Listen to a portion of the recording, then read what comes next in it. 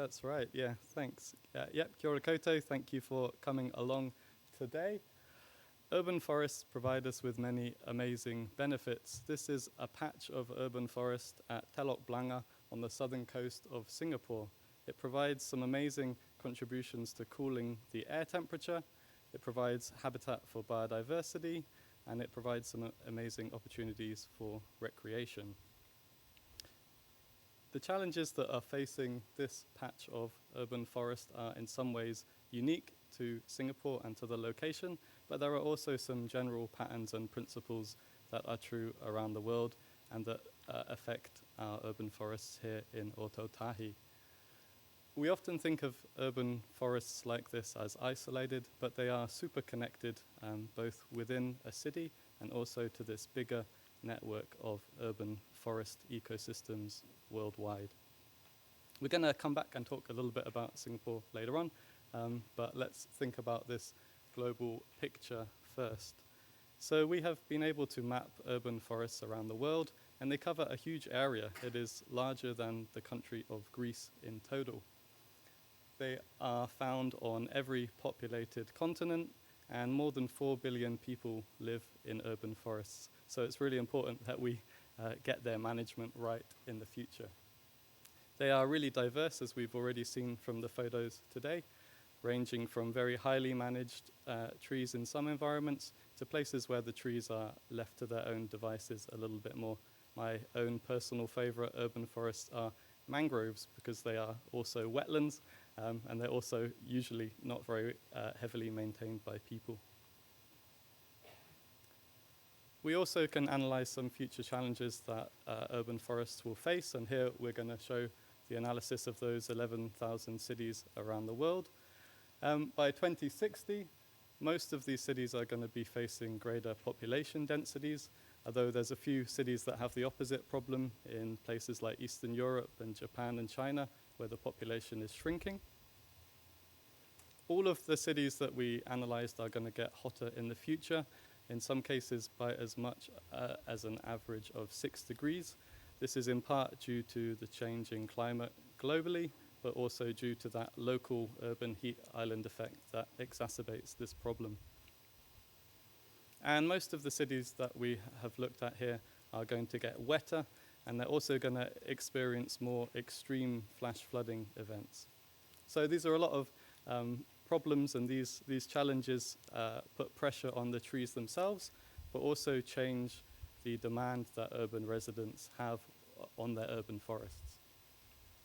But there is also some good news. We're seeing environmental awareness being growing in popularity, particularly amongst young people around the world. And in some ways, urban forests have never been more popular. They're sometimes used as a unique selling point. This is a very expensive condominium in Singapore that's made its small contributions to urban forestry a big part of its premise. So in the future, we need to make smarter use of urban forests to meet these challenges. I'm going to talk about some examples of some research focusing on the case of Singapore, partly because I know about it, but also because Singapore is trying to do some innovative things in some way with its urban forest design and management. The urban forests in Singapore are definitely not perfect, but they are at least under research quite a bit. So Singapore is here. It's a small country in the tropics in Southeast Asia. It's got a very high population density, and it is very wealthy. There are a whole variety of types of urban forest. They range completely in their management and their structure. Over here, in a lot of the older urban estates, we have kind of often introduced or exotic tree species that have been planted in turf, and they're maintained quite heavily. And then we also have some patches of secondary forest which have been allowed to come up spontaneously. And in between that, we have some of these kind of intermediate levels of structural complexity. In some places, the managed trees have been underplanted, and in other places, we have some remaining kampong or village gardens. These are often managed by the community, and there would be a lot of fruit trees, for example, in these areas. So all of these urban forest types have different environmental benefits, as we heard, and we've done some research on some of them. When we went out to measure air temperature, we put out a network of sensors across the island. We also measured the water infiltration rate using an experimental method, and we also surveyed 1,000 Singaporeans about their preferences for their neighborhoods. The coolest type of urban forest is the secondary forest. It can reduce the air temperature by an average of 1.7 degrees. And all of the other urban forests also do contribute in this way. The lower cooling effect that we see in the managed tree situation is probably because of the lower leaf density there. There is a similar pattern for the water infiltration rate. The secondary forest has this amazing sponge-like capacity to soak up water. And actually, the very heavily managed trees, usually in quite poor quality soils, are not really providing much functionality in this way. They're kind of similar to having concrete. However, people really like to see the managed trees in their neighborhoods, which means they are very valuable in that way. And this also reflects somehow that there are some concerns about secondary forests. For example, they may encourage monkeys or bring a risk of dengue fever. So these were some of the types of urban forest benefit that we looked at, but of course there are many others that we looked at kind of separately. Urban forests provide a link to history and to the lifestyles of people's ancestors. Specific trees can also have a really important role in cultural heritage. This beautiful Tambusu tree in the Botanic Gardens is often used for wedding photographs, and has even been featured here on the $5 note. Urban forests provide inspiration for art and music, and we can even get some food from them. This dessert, the little white blobs on this are atap chi, which is the seed of the mangrove nipa palm. So we understand that all these different types of urban forest have different benefits, but we also need to think of them not just as a location, but in the way that they're connected to each other, and think about designing urban forests at this landscape scale. We have done some modeling work to build tools that allow you to predict the benefits that you're getting from your urban forest, both at a location and in combination across a landscape. Some of these are in 2 dimensions. You can have a look at these data layers that we produced.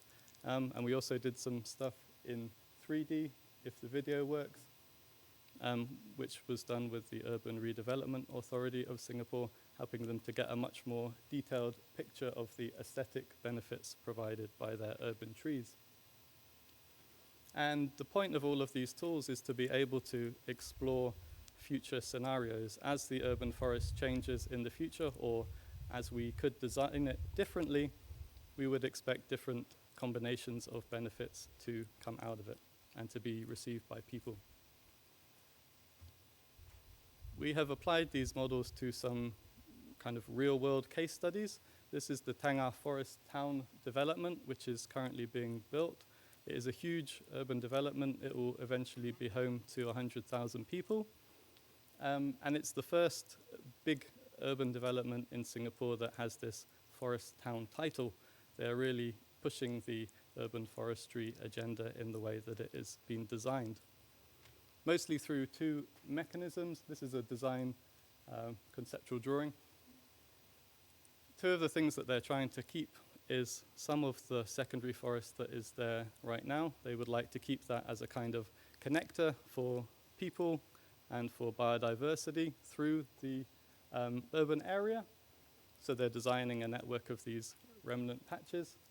And the other thing is that they would like to make the vegetation that they have in the more urban areas more complicated structurally by planting shrubs and smaller trees between big trees and things like that. So we did some modeling for the kind of expected plan as it was a few years ago. I'm sure it's changed a lot now, and simulated the performance of this new urban area across a few metrics. it performs really well in providing people with the chance to experience natural ecosystems a lot better than some of the older towns in Singapore that we had made the comparison against.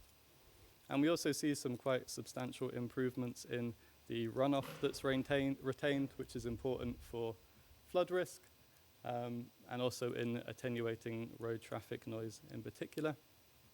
There were some smaller effects for the overall temperature. That's really tiny, 0.02 degrees. Probably most people can't feel that. But locally, and depending on where you are in the neighborhood, it could be a lot bigger. And there were also some similarly marginal effects for improving the removal of particulate matter, air pollution, and things like that. So hopefully it goes ahead as it was planned here, or even better, and hopefully they get some good benefits from this new urban forest. In summary, there are growing pressures on urban forests around the world, particularly related to population density, temperature, and water. We've got to use urban forests to, in some way, mitigate these problems in the future, and we can do that by selecting urban forests carefully and thinking about the way that they are joined up across our cities. And most of the work I have shown today was in Singapore or globally, but we are now also at Manaaki Whenua trying to do some of this work here in Aotearoa, and some really cool work that we've just been working on with Selwyn District Council and the Greater Christchurch Partnership is about using some of this ecological information on the benefits of urban forests in combination with artificial intelligence and good ideas from people to come up with some, at the moment, vague concepts for how urban forests could be better in the future. That's everything. Thanks very much for your time.